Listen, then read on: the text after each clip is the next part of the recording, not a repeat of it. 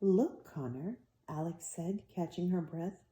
It's a gingerbread house, a real gingerbread house. Look how cute it is. Whoa, Connor said. I feel like I may get diabetes from just looking at that place. Let's go inside, Alex said, and stepped toward the house. Connor grabbed her arm. Have you lost your mind?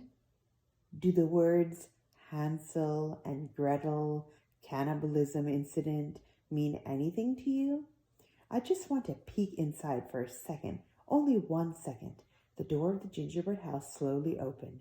Alex and Connor froze. A large hooded figure squeezed out of the door and then raised its head to stare at the twins. It was undoubtedly a witch, and although they had never seen a real witch to make a comparison to, she was more grotesque than they could have imagined. Her skin was wrinkled and pale with a yellowish tint.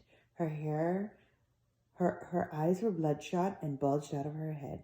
She was hunched over, and she had an enormous hump on her back. Hello, children, the witch said. Her voice was very high-pitched and crackly. Would you care to join me for a bite to eat? It was impossible for the twins to hide their fear.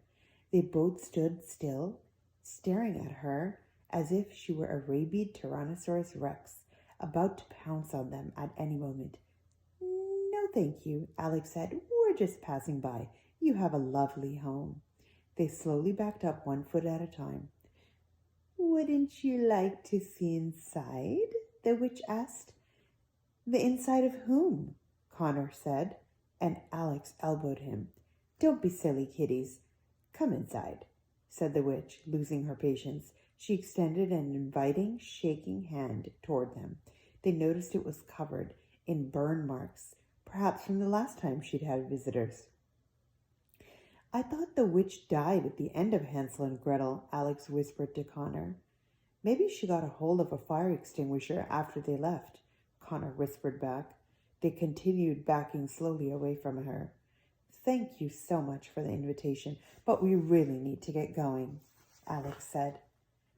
We're on a really tight schedule, Connor added. We're meeting a couple of dwarfs for coffee in a half hour, so we better get a move on. They quickly took off in the direction they'd come, but came to a jarring stop when the witch suddenly appeared in front of them with a pop. They tried running back the other way, but the witch just appeared in front of them again with a snap. They were trapped. You aren't going anywhere, the witch said. She seemed to grow taller and her eyes bulged bigger as her patience ran out. Now be nice little chickies and follow me inside. Alex, this is like one of the bad videos about strangers from the first grade, Connor whispered to her. Do you still have your kidnapping whistle? You don't have to eat us, Alex told the witch. We've been walking for a while, we're really dehydrated. We're practically just skin and bones. The witch was definitely growing. Her hump shrank as her body rose higher. Your friend seems to be rather plump, the witch said, looking at Connor like a praying mantis about to strike. He has more than enough to spare. She was practically salivating. I beg your pardon? Connor was so offended. He forgot how terrifying she was. I'll have you know I'm on the edge of another growth spurt, and I always get a little pudgy before one. Connor, please don't. Alex tried, but was too late. Why do you want your victims to be chubby anyways? Wouldn't it be healthier if they were muscular and fit? Connor said. The witch looked to the side and raised an eyebrow. She had never considered this. Her consideration must have distracted her from attacking the twins, because she began to shrink back to her normal humped shape. If you ask me, Connor continued, you should turn your gingerbread house into a gingerbread gym and a health club. Alex often couldn't believe the crazy things that her brother said, but this one took the cake. What a delicious idea, the witch cackled. I'll rebuild as soon as I'm finished with you." The witch began to grow again. This time her mouth opened wide and a set of jagged teeth grew out of it.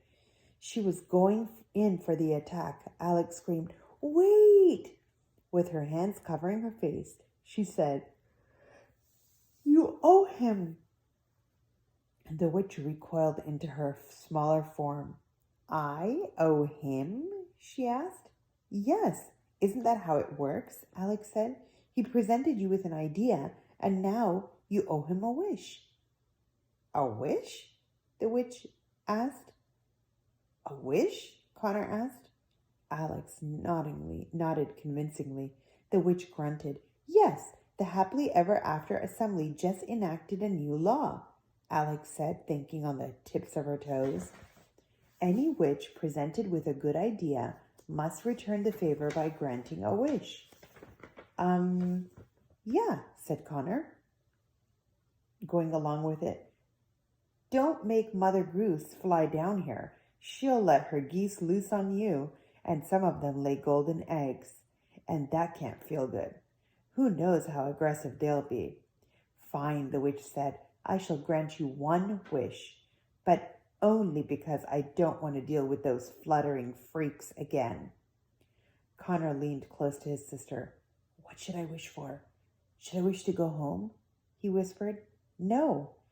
She'll try to trick us with whatever we wish for. It has to be really specific," Alex said. "Hurry, child, I'm hungry," the witch demanded.